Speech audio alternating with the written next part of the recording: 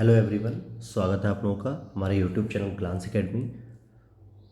आज हम लोग स्टडी करेंगे इंडियन पॉलिटी घटना चक्र की सीरीज, जो कि हम लोग चला रहे हैं लगातार आपके आगामी परीक्षा यूपी पीसीएस और MP PCS, UP RO ARO, UPSC को ध्यान में रख के। तो ये बेहद ही महत्वपूर्ण सीरीज चलाई जा रही है, जिसमें कि हम लोगों ने लगातार इंडियन पॉलिटी को पूरी तरीके से कवर कर लिया है। साथ ही साथ ज्योग्राफी को भी कवर कर लिया गया है। मॉडर्न हिस्ट्री क्लासेस चल रही हैं। और आपको एक बेहतरीन न्यूज़ देना चाहूँगा कि यूपी पीसीएस को ध्यान में रख के हमारे चैनल के माध्यम से दृष्टि आईएएस के मॉडल प्रैक्टिस पेपर कराए जा रहे हैं पीसीएस के लिए। तो आप लोग उन्हें ज़रूर ज्वाइन कीजिएगा और आज से ही वो क्लासेस शुरू हो जाएंगी उसकी। साथ ही साथ हम लोग ध्येय आईएएस के भी मॉडल पेपर कराएंगे, तो आप लोग बिल्कुल भी मिस मत कीजिएगा। चैनल को सब्सक्राइब कर लीजिएगा अगर पहली बार आए हैं तो आज का हमारा टॉपिक है लोकपाल और महत्वपूर्ण आयोग। लोकपाल और महत्वपूर्ण आयोग, जल्दी ही इसे हम 4 से 5 क्लासेस में इंडियन पॉलिटी को भी ख़त्म कर देंगे, ताकि हम एंशियंट या मिडवल हिस्ट्री को भी साथ में लेकर शुरू कर देंगे। शुरू करते हैं हम आज के टॉपिक को कि अंतर्राष्ट्रीय स्तर पर नागरिकों की शिकायतों, ध्यान देना किसकी शिकायत, नागरिकों की शिकायत के निवारण हेतु बनाई गई संस्था को ओम्बुड्समैन के नाम से जाना जाता है। एक स्वतंत्र पर्यवेक्षक एजेंसी के रूप में इसकी स्थापना 1809 में स्वीडन में हुई थी। कब हुई थी? 1809 में स्वीडन में हुई थी। भारतीय लोकतांत्रिक व्यवस्था के अंतर्गत जन शिकायतों यानी कि जनता की शिकायतें या नागरिकों की शिकायतों के निवारण के लिए ओम्बुड्समैन के समकक्ष ही एक लोकपाल और लोकायुक्त अधिनियम 2013 को, लोकपाल या लोकायुक्त अधिनियम 2013 को क्या किया गया के तहत केंद्रीय स्तर पर लोकपाल की बात की गई और राज्यों के स्तर पर लोकायुक्त की नियुक्ति का प्रावधान किया गया। तो केंद्र के स्तर पर क्या होता है? लोकपाल, और राज्य के स्तर पर लोकायुक्त के प्रावधान की बात की गई। और यह भी समझना कि ये जो अधिनियम 2013 में आया था, उसे 2014 में राष्ट्रपति की स्वीकृति मिल चुकी है, अर्थात कानून वो बन चुका है। ये संस्थाएं गैर संवैधानिक दर्जे वाली वैधानिक निकाय हैं। कैसी निकाय है ये? वैधानिक। वैधानिक कौन होती हैं? जो संसद के अधिनियम के द्वारा बनाई जाती हैं। और इसका भी अधिनियम क्या है? लोकपाल और लोकायुक्त अधिनियम 2013। तो इसका मतलब यह हो गया कि ये जो है आपकी कैसी संस्था हो जाएगी? वैधानिक संस्था हो जाएगी, संवैधानिक संस्था नहीं होगी। उपर्युक्त अधिनियम के तहत केंद्र स्तर पर लोकपाल संस्था के अंतर्गत एक अध्यक्ष होते हैं और 8 से अनअधिक सदस्यों का प्रावधान किया गया है। अनधिक का मतलब होता है कि 8 से अधिक को हम चूज़ नहीं कर सकते। तो टोटल कितने हो गए? 9 लोग हो गए। और लोकपाल संस्था का गठन मार्च 2019 में किया गया और सर्वोच्च न्यायालय के सेवानिवृत्त न्यायाधीश पिनाकी चंद्र घोष इसके पहले अध्यक्ष बने। कौन बने लोकपाल के पहले अध्यक्ष? पिनाकी चंद्र घोष, जो कि कहाँ के थे? सर्वोच्च न्यायालय के सेवानिवृत्त न्यायाधीश थे। वहीं 5 जनवरी 1966 में मोरारजी देसाई की अध्यक्षता में गठित प्रथम प्रशासनिक सुधार आयोग ने भारत में लोकपाल और लोकायुक्त की स्थापना का सुझाव दिया था। तो ये जो विचार है, ये 1966 की जो एआरसी रिपोर्ट होती है, प्रथम मतलब प्रशासनिक रिपोर्ट जो होती है, एडमिनिस्ट्रेटिव रिफॉर्म्स कमीशन, उसी के समय से शुरू हो चुका था। और इसीलिए बाद के वर्षों में 1967 में के हनुमंता को पहले प्रशासनिक सुधार आयोग का अध्यक्ष बनाया गया था। और भारतीय संसद में लोकपाल विधेयक सर्वप्रथम सबसे पहली बार 1968 में चौथी लोकसभा के दौरान लाया गया था, लेकिन तब से इसको पारित नहीं किया जा रहा था। बहुत सारी समस्याएं आ रही थी, या जो भी कारण समझ लीजिए आप, लोकसभा में प्रस्तुत किया था। और भारत में महाराष्ट्र ऐसा पहला राज्य है जहां लोकायुक्त कार्यालय, ध्यान देना एक जगह आएगा लोकायुक्त अधिनियम, तो कार्यालय की स्थापना 1971 में हुई। लेकिन ओडिशा भी एक ऐसा पहला राज्य है जिसने लोकायुक्त से संबंधित विधेयक 1970 में पारित किया। तो अब आपको अंतर क्लियर हो जाना चाहिए कि महाराष्ट्र ने 1971 में एक ऑफिस खोला था लोकायुक्त का, लेकिन 1970 में ओडिशा ने एक अधिनियम पास किया था लोकायुक्त से संबंधित, मगर वहाँ इसे 1983 में लागू किया गया, यानी ओडिशा में। और उत्तर प्रदेश की बात करें तो उत्तर प्रदेश लोकायुक्त अधिनियम 1975 के तहत लोकायुक्त अपना प्रतिवेदन राज्यपाल को सौंपता है, जो उसे विधानमंडल के दोनों सदनों में प्रस्तुत करवाता है। तो यानी कि हमारे यूपी का जो अधिनियम है वो 1975 में लागू हुआ। वहीं वर्ष 1993 में गठित एक वोहरा समिति का संबंध राजनेताओं और अपराधियों के बीच गठजोड़ की जांच करने से था। यानी कि वोहरा समिति का जो गठन किया गया था वो किस लिए किया गया था कि जो राजनेता यानी कि पॉलिटिशियन हैं और जो अपराधी हैं, जो क्रिमिनल बैकग्राउंड से लोग आ रहे हैं, पॉलिटिक्स में भी जा रहे हैं, या पॉलिटिकल लीडर से उनके बड़े बड़े कनेक्शन देखने को मिल रहे हैं, तो इसकी जांच करनी थी। और वहीं राजमन्नार आयोग ने भारतीय प्रशासनिक सेवा एवं भारतीय पुलिस सेवा को समाप्त करने की सिफारिश की थी। अर्थात कि संघ के स्तर पर जो आईएएस और आईपीएस की सेवा है उसे समाप्त करने की बात की गई थी। और 28 सितंबर 1993 को अनुच्छेद 123 यानी कि राष्ट्रपति की अध्यादेश जो शक्ति होती है, इसके तहत अपने अधिकारों का प्रयोग करते हुए तत्कालीन राष्ट्रपति ने मानव अधिकार संरक्षण आदेश जारी किया। कौन सा आदेश जारी किया? मानव अधिकार संरक्षण आदेश। और जिसकी वजह से क्या हुआ कि मानव अधिकार संरक्षण अधिनियम 1993 में 28 सितंबर 1993 से ही प्रभावी हो गया। यानी ह्यूमन राइट जो कमीशन के लिए बात हुई वो 1993 से शुरू हो गई, और इसीलिए आगे चल के राष्ट्रीय मानवाधिकार आयोग का एक गैर संवैधानिक यानी कि सांविधिक निकाय बन गया।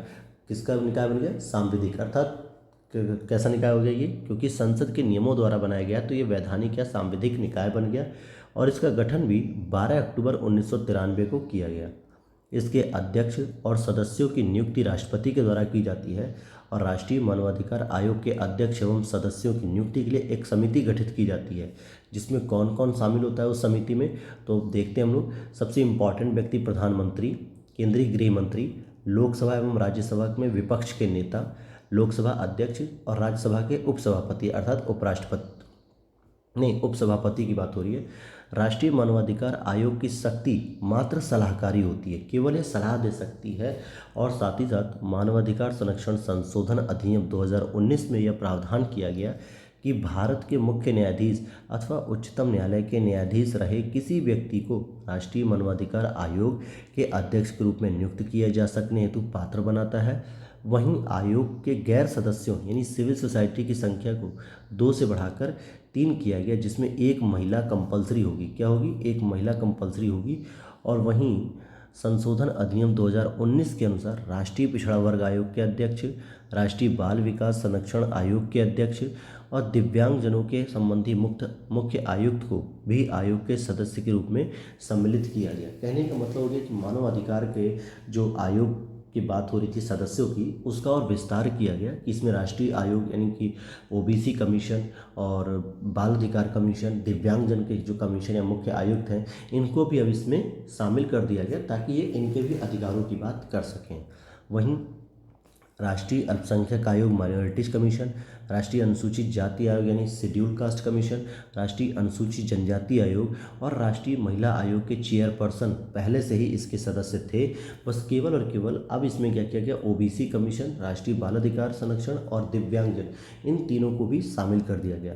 वहीं 2019 में एक और संशोधन हुआ जिसमें राष्ट्रीय आयोग और राज्य आयोगों के अध्यक्षों और सदस्यों की पदावधि को 5 वर्ष के स्थान पर क्या किया गया? 3 वर्ष कर दिया गया है। क्या कर दिया गया? 5 वर्ष से कम करके 3 वर्ष कर दिया गया। अब ये चाहे राष्ट्रीय मानवाधिकार आयोग हो चाहे राज्य मानवाधिकार आयोग हो, दोनों ही जगह उनके जो अध्यक्ष और सदस्य हैं उनकी पदावधि को 5 वर्ष से घटा के 3 वर्ष कर दिया गया। और इससे संबंधित प्रश्न हमेशा बनाए जाते हैं आपके प्रश्नों। यह संशोधन अधिनियम राज्य के मुख्य न्यायाधीश अथवा उच्च न्यायालय के न्यायाधीश रहे किसी व्यक्ति को राज्य मानवाधिकार आयोग के अध्यक्ष के रूप में नियुक्त किए जा सकने हेतु पात्र बनाता है। पहले क्या होता था? केंद्र और राज्य के स्तर पर केवल और केवल मुख्य न्यायाधीश को ही बनाया जाता था, लेकिन अब मुख्य न्यायाधीश के अलावा कोई वरिष्ठ न्यायाधीश भी अगर है तो वो भी जो है कि इसका अध्यक्ष बन सकता है। राज्य मानवाधिकार आयोग के अध्यक्ष और सदस्यों की नियुक्ति कौन करेगा? राज्यपाल करेगा। राज्यपाल के द्वारा की जाती है, जैसे केंद्र के स्तर पर राष्ट्रपति करता है। वहीं राष्ट्रीय अल्पसंख्यक आयोग की बात करें तो इसका गठन मूलतः अल्पसंख्यक आयोग के रूप में 1978 में किया गया था। इसे संसद के 1992 के अधिनियम के तहत सांविधिक या वैधानिक दर्जा प्रदान करते हुए वर्तमान स्वरूप दे दिया गया। और केंद्र सरकार द्वारा अल्पसंख्यक में 5 समुदायों को रखा गया: मुस्लिम, ईसाई, सिख, बौद्ध, पारसी। इन 5 समुदायों को ही अल्पसंख्यक के रूप में अधिसूचित किया गया। और 27 जनवरी 2014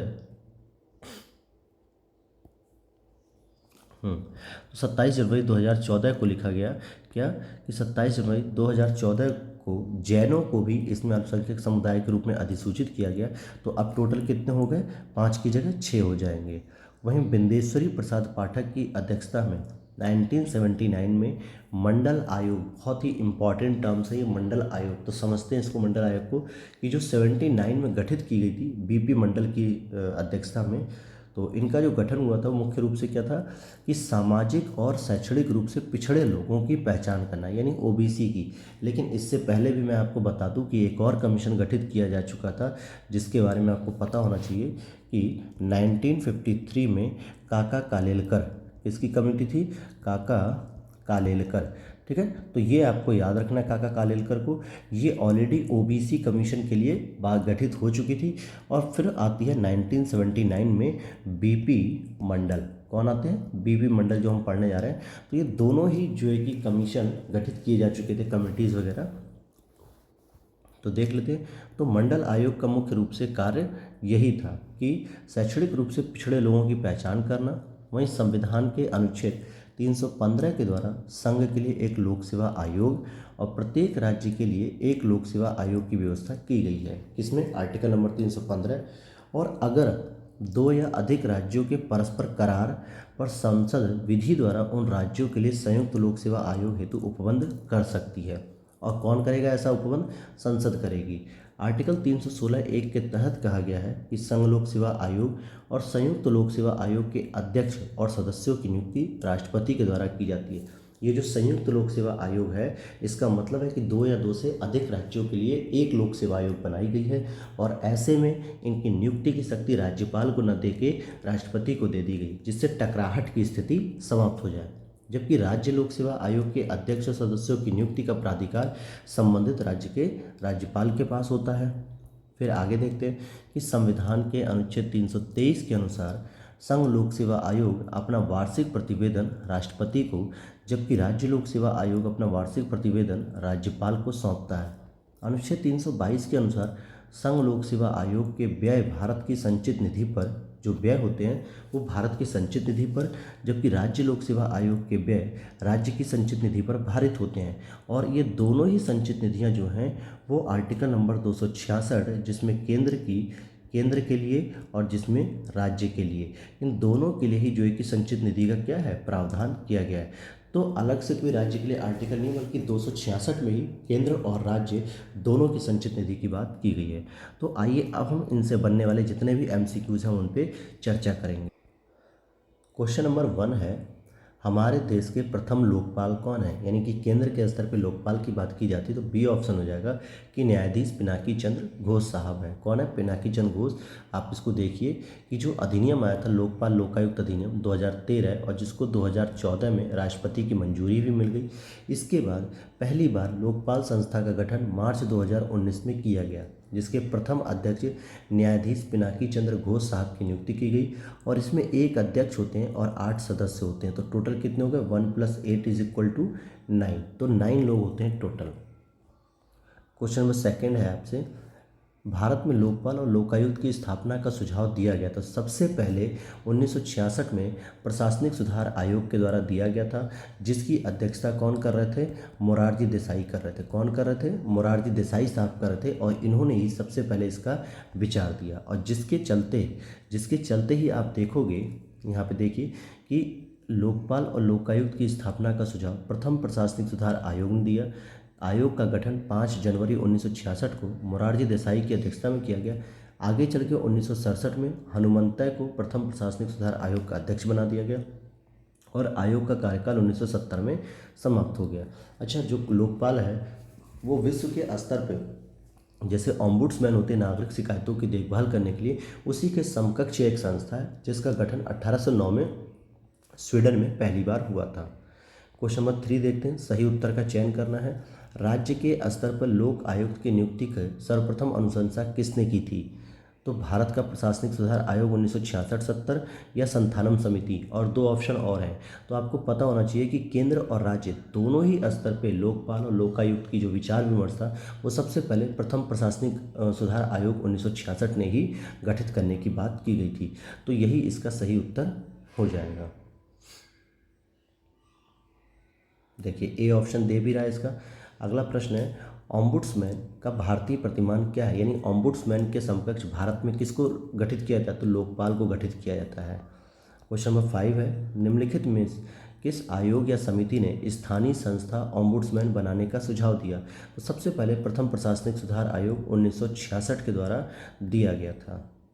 क्वेश्चन नंबर 6 है, पूछा जा रहा है प्रथम प्रशासनिक सुधार आयोग जिसने पहली बार लोकपाल और लोकायुक्त बनाने की संस्तुति दी थी, इसके अध्यक्ष थे कौन? तो इसके अध्यक्ष मोरारजी देसाई साहब थे 1966 में, लेकिन आगे चल के 1967 के आसपास हनुमंतः इनके जो है कि नए अध्यक्ष गठित हो जाते हैं। क्वेश्चन नंबर 7 है, पहली बार लोकपाल विधेयक कब रखा गया था संसद में? तो 1968 में रखा गया था, लेकिन ये उस समय से पेंडिंग था और आगे चल के 2013 में जब दोबारा रखा गया तो इसको पारित कर दिया गया 2014 में। और इसके बाद 2019 में पहली बार जो है कि हमारे यहाँ लोकपाल की घोषणा हुई, यानी कि गठन हुआ, और वो कौन थे? पिनाकी चंद्र घोष थे। पिनाकी चंद्र घोष साहब थे। तो ये इसका ऐतिहासिक कार्यक्रम भी है जो आपको पता होना चाहिए। क्वेश्चन नंबर 8 है, लोकपाल विधेयक 2011 के संबंध में निम्नलिखित कथनों पर विचार कीजिए और कौन सा सही है इसे देखना है। तो लोकसभा में 4 अगस्त 2011 को इसे पुनः स्थापित किया गया था। श्री पी चिदम्बरम गृह मंत्री द्वारा इसे पुनः स्थापित किया गया था। इसे स्थायी समिति को भेज दिया गया था। तो यहाँ पे आप देखेंगे, और चौथा एक स्टेटमेंट और है, सिविल सोसाइटी के सदस्यों द्वारा इसे कमज़ोर कहा गया। तो इसका सही ऑप्शन हो जाएगा 134। दूसरा स्टेटमेंट गलत है। तो देखते हैं हम लोग दूसरा स्टेटमेंट क्या दिया हुआ था कि पी चिदम्बरम के द्वारा इसको पुनः स्थापित किया गया था। ये गलत है, पी चिदम्बरम ने इसे स्थापित नहीं किया था। तो पढ़ते हैं किसने किया था। तो देखिए, पहली बार यह विधेयक 4 अगस्त 2011 को लोकसभा में जो है कि जो तत्कालीन कार्य मंत्री थे वी नारायण सामी द्वारा प्रस्तुत किया गया था। तत्पश्चात संसद की कार्मिक, लोक शिकायत तथा विधि और न्याय पर स्थायी समिति के पास इसको भेजा गया। सिविल सोसाइटी के सदस्यों द्वारा इसको कमज़ोर माना गया था और इस तरीके से दूसरा स्टेटमेंट गलत है, बाकी 1, 3, 4 सही है। और लोकपाल लोकायुक्त अधिनियम 2013 में जो है कि प्रस्तुत किया गया संसद में और 1 जनवरी 2014 को इसे राष्ट्रपति की स्वीकृति देकर कानून बना दिया गया। क्वेश्चन नंबर 9 देखते हैं हम लोग। लोकपाल बिल का मसविदा यानी आलेख तैयार करने हेतु पैनल में बुद्धिजीवी समाज के प्रतिनिधियों में सम्मिलित थे। कौन कौन थे? तो आप देखेंगे अन्ना हजारे साहब सम्मिलित थे, संतोष हेगड़े थे और शांति भूषण थे। ये 1, 3, 5 ये रहा, डी ऑप्शन से हो जाएगा 1, 3, 5। ये 3 लोग इसमें शामिल थे। क्वेश्चन नंबर 10 है, क्वेश्चन नंबर 10 है आपका कि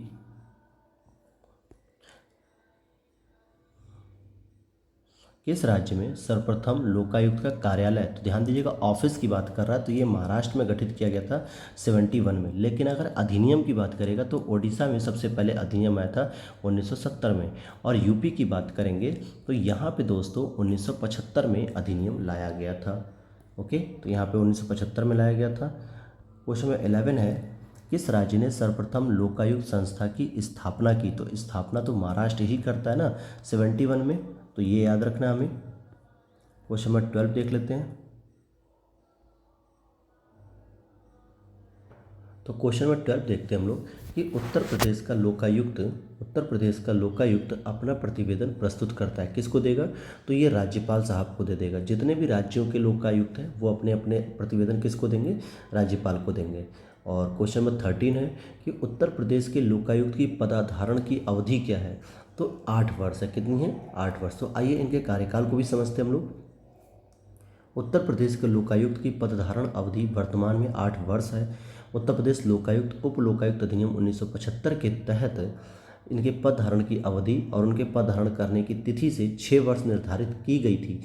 लेकिन आगे चल के 2012 में उत्तर प्रदेश लोकायुक्त और उप लोकायुक्त संशोधन अधिनियम 2012 के द्वारा इसकी पद धारण अवधि को 6 वर्ष से बढ़ाकर 8 वर्ष कर दिया गया है। साथ ही तो ये सारी चीज़ें थी। तो अब कार्यकाल कितना हो गया? 8 वर्ष हो गया। ये आपको याद रखना है।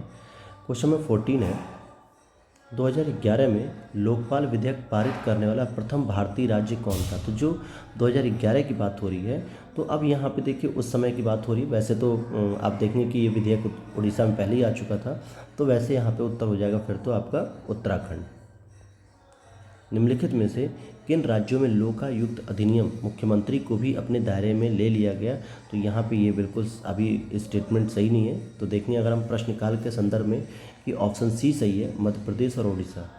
वर्तमान में हिमाचल प्रदेश, आंध्र प्रदेश, मध्य प्रदेश, गुजरात, कर्नाटक, महाराष्ट्र, पंजाब, उड़ीसा आदि अनेक राज्यों में लोकायुक्त अधिनियम के दायरे में मुख्यमंत्रियों को भी ले लिया गया है। तो अब बहुत सारे स्टेट हो गए कि मुख्यमंत्रियों को भी इस अधिनियम में ले लिया गया। क्वेश्चन नंबर 16 देखते हैं।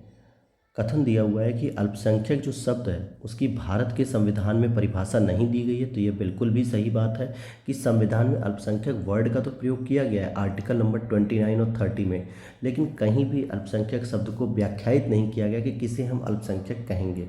तो ये बिल्कुल सही है पहला स्टेटमेंट। दूसरा देख लेते हैं हम लोग। दूसरा कह रहा है अल्पसंख्यक आयोग संवैधानिक निकाय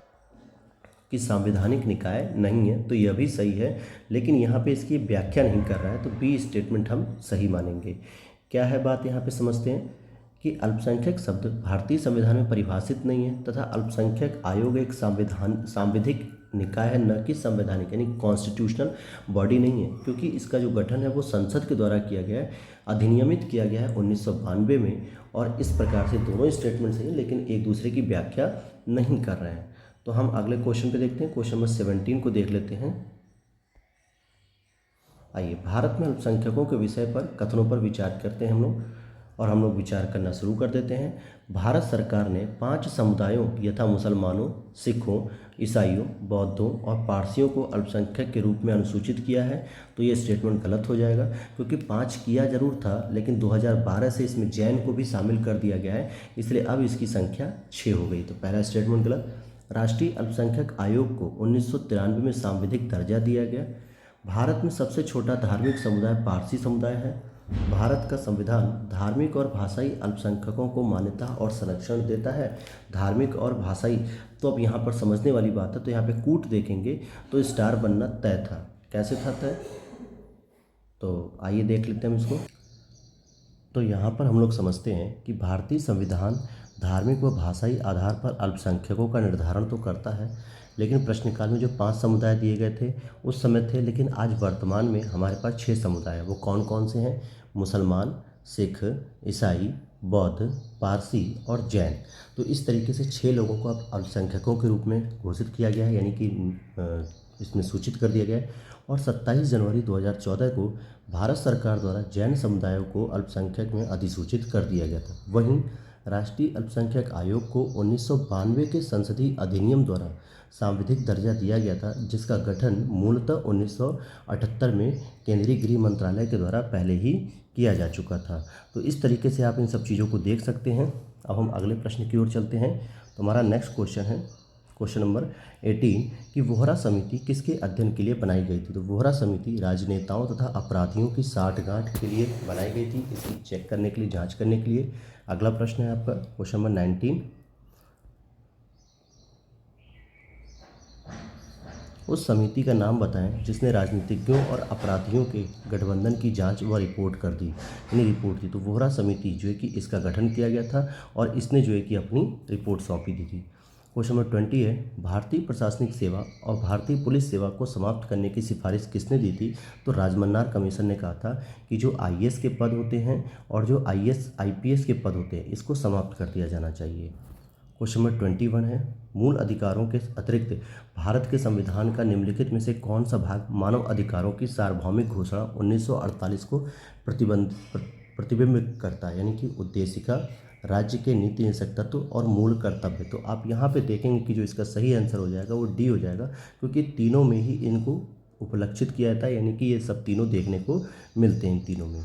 अब यहाँ पर आप देख सकते हैं कि 10 दिसंबर 1948 को संयुक्त राष्ट्र महासभा ने पेरिस में मानव अधिकारों की सार्वभौमिक घोषणा को अंगीकृत किया गया, जहां भारतीय संविधान में उद्देशिका, मूल अधिकार, राज्य के नीति निषेध तत्व, मूल कर्तव्य, मानव अधिकारों की सार्वभौमिक घोषणा 1948 के सिद्धांतों एवं प्रावधानों को प्रतिबिंबित करते हैं। मानव अधिकारों की सार्वभौमिक घोषणा 1948 के अनुच्छेद 29 में विशेष रूप से भारतीय संविधान के मौलिक कर्तव्य प्रतिबिंबित होते हैं। तो इस तरीके से सारी चीज़ें हैं। क्वेश्चन नंबर 22 देखते हैं कि विश्वव्यापी घोषणा मानव अधिकारों की कब की गई थी। तो 10 दिसंबर 1948 में इसकी विश्वव्यापी घोषणा यूएनओ की जनरल असेंबली के द्वारा की गई थी। क्वेश्चन नंबर 23 है, universal declaration of human rights में कुल कितने अनुच्छेद हैं। तो टोटल 30 अनुच्छेदों की घोषणा की गई है। क्वेश्चन नंबर 24 है, 10 दिसंबर मनाया जाता है मानवाधिकार के दिवस के रूप में। किसके दिवस के रूप में? मानवाधिकार के दिवस के रूप में इसको सेलिब्रेट किया जाता है। तो यहाँ समझते हैं इसके बारे में कि कब से शुरू हुआ इसके बारे में। तो 10 दिसंबर मानव अधिकार दिवस के रूप में मनाया जाता है। इसी दिन 1948 में संयुक्त राष्ट्र महासभा द्वारा मानवाधिकारों की सार्वभौमिक घोषणा स्वीकार की गई और इस दिवस की औपचारिक स्थापना महासभा द्वारा वर्ष 1950 में की गई और विश्व स्वास्थ्य दिवस 7 अप्रैल को और यूएन दिवस 24 अक्टूबर को और मजदूर दिवस 1 मई को मनाया जाता है। जो इसके अदर ऑप्शन भी हैं उसके बारे में बात की गई है। क्वेश्चन नंबर 25 है, यहाँ पर क्या है क्वेश्चन नंबर 25 देखते हैं। क्वेश्चन नंबर 25 है, मानव अधिकारों की अवधारणा का प्रमुख बल किस पे है। संपत्ति के अधिकार पर, समानता के अधिकार पे, धर्म के अधिकार पे या मानव होने के नाते मानव गरिमा पे। तो डी ऑप्शन सही हो जाएगा कि मानव होने के नाते मानव की गरिमा को बचाए रखना भी बहुत ज़रूरी होता है। अगले प्रश्न को देख लेते हैं हम लोग।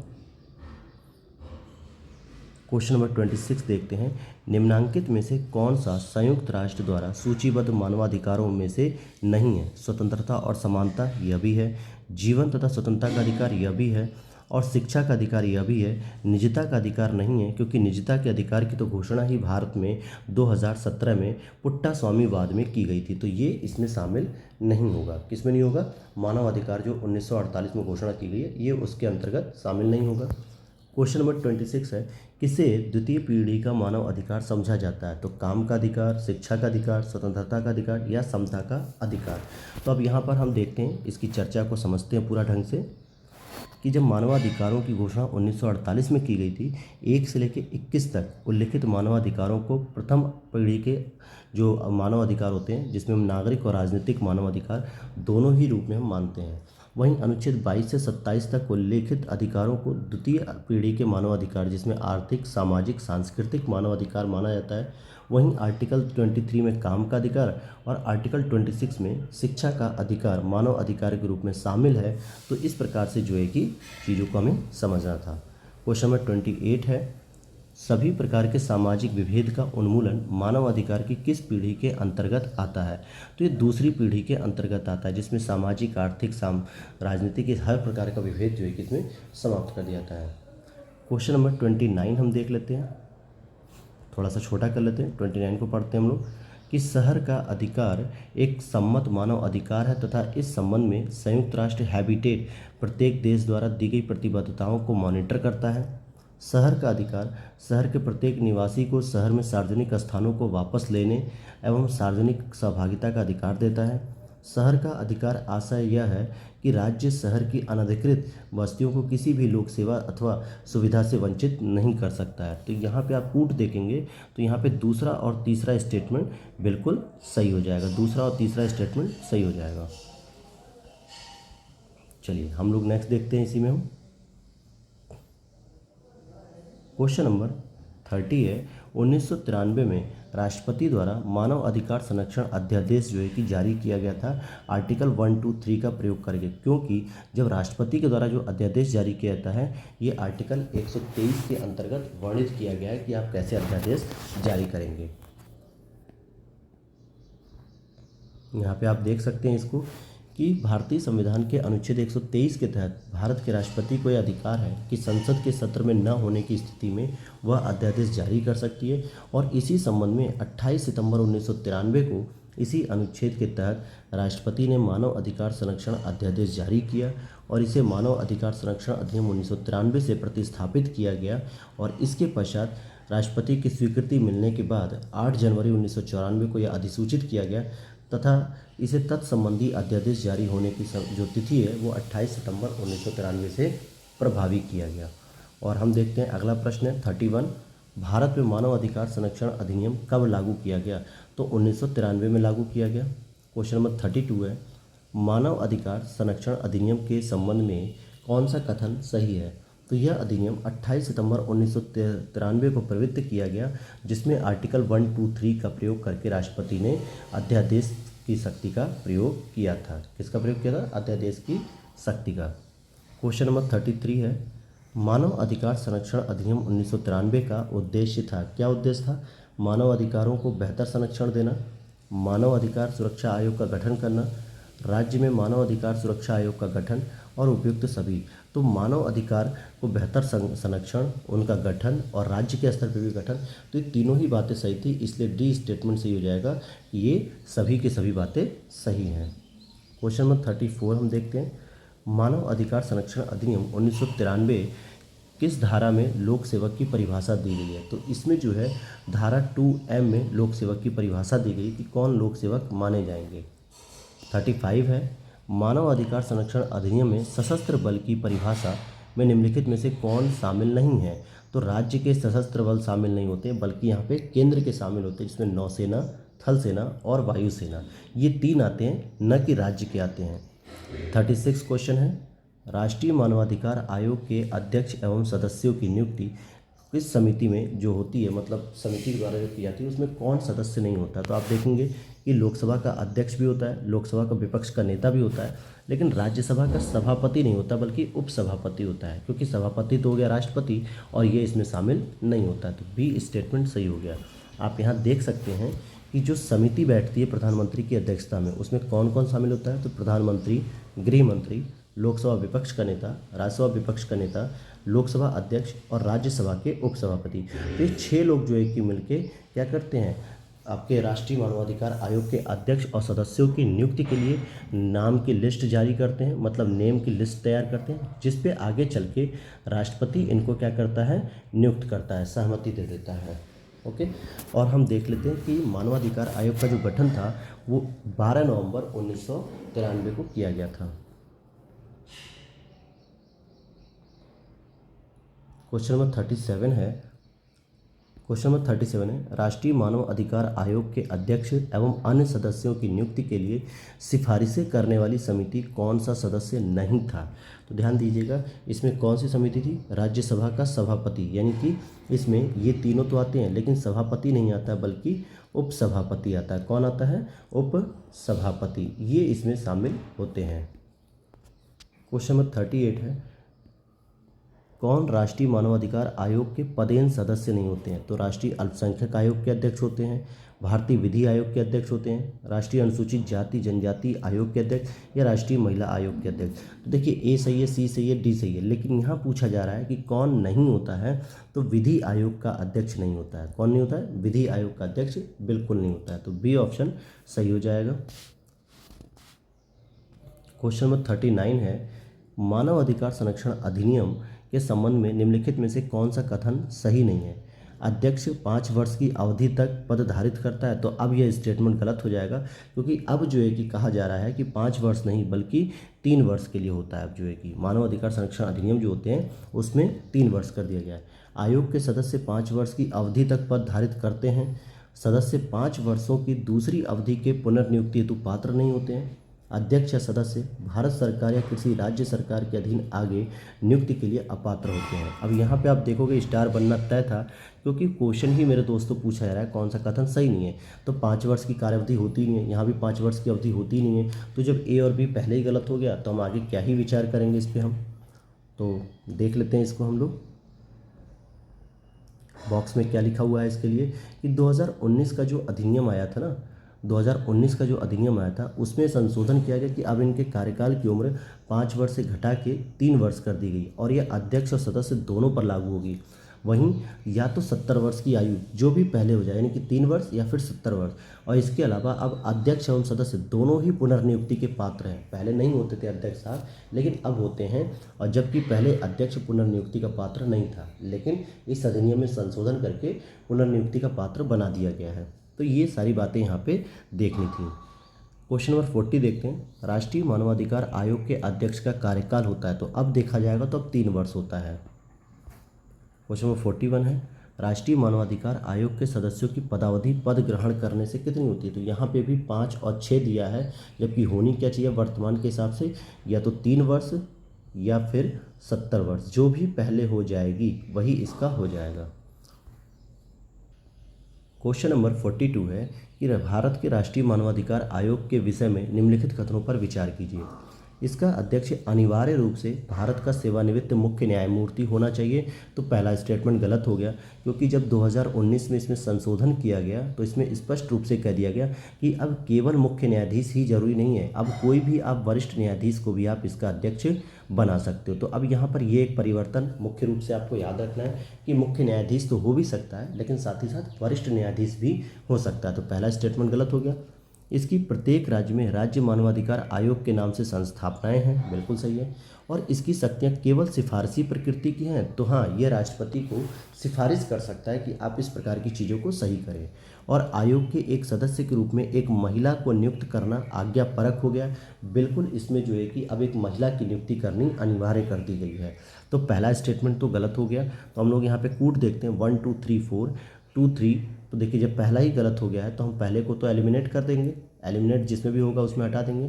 तो इसका स्टार बन रहा है, क्योंकि यहाँ पर आप देखोगे कि पहला हटा के 2 3 4 तीनों ही सही थे, लेकिन यहाँ पे कहीं भी नहीं दिया गया है इस तरीके से।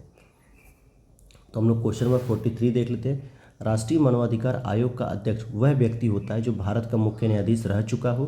देखिए, मुख्य न्यायाधीश रह चुका ये तो बनेगा ही बनेगा, साथ ही साथ वरिष्ठ न्यायाधीश भी अगर रह चुका है तो उसे भी बनाया जाता है। और उक्त आयोग के अध्यक्ष का कार्यकाल 5 वर्ष और 70 वर्ष होता है, तो यह गलत है, 5 वर्ष नहीं, अब 3 वर्ष कर दिया गया है।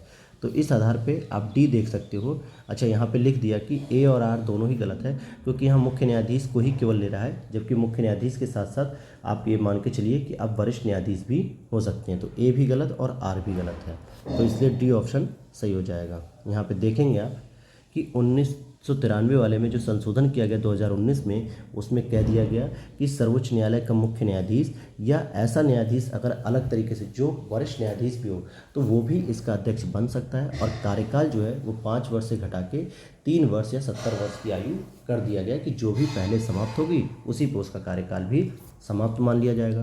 क्वेश्चन नंबर 44 है, राष्ट्रीय मानवाधिकार आयोग अधिनियम 1993 के अनुसार निम्नलिखित में से कौन इस आयोग का अध्यक्ष बन सकता है। तो उच्चतम न्यायालय का कोई सेवारत न्यायाधीश, उच्च न्यायालय का कोई सेवारत न्यायाधीश, केवल भारत का कोई सेवानिवृत्त मुख्य न्यायाधीश और केवल उच्च न्यायालय का कोई सेवानिवृत्त मुख्य न्यायाधीश। देखिए, राष्ट्रीय स्तर पे तो उच्च न्यायालय की कोई भूमिका होती ही नहीं है, तो यहाँ पे आप देखेंगे कि CGI भी बन सकते हैं और कोई भी सेवारत न्यायाधीश भी बन सकते हैं। तो ए और सी दोनों ही सही है, इसलिए यहाँ पर स्टार बना दिया गया है।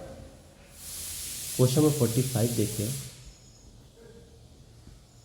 भारत में राष्ट्रीय मानवाधिकार आयोग का वर्तमान अध्यक्ष कौन है। तो हम वर्तमान की अगर हम बात करते हैं तो आप देख लीजिएगा कि राष्ट्रीय मानवाधिकार आयोग के वर्तमान अध्यक्ष सर्वोच्च न्यायालय के पूर्व न्यायाधीश जो न्यायमूर्ति अरुण कुमार मिश्र साहब हैं, जो 2 जून 2021 से हैं।